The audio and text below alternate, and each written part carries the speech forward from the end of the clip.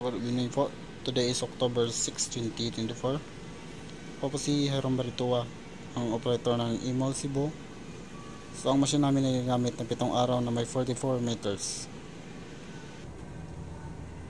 Ito naman ang printed area. Ito naman ang capping. So next, seed clean.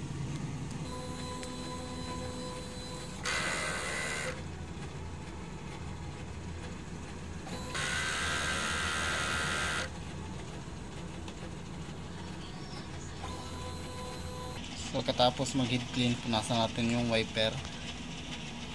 Next naman ay nozzle check. Ito yung result ng nozzle check. So ang mga tangki ko ay nasa tamang ink level lang. Itong waste tank ko walang laman.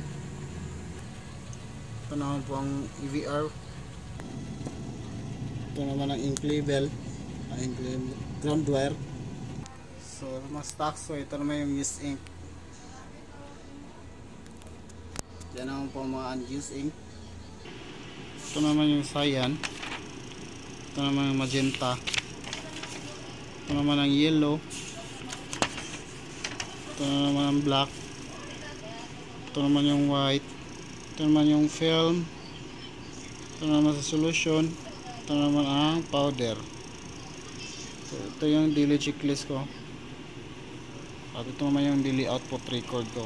So yun lang, maraming salamat.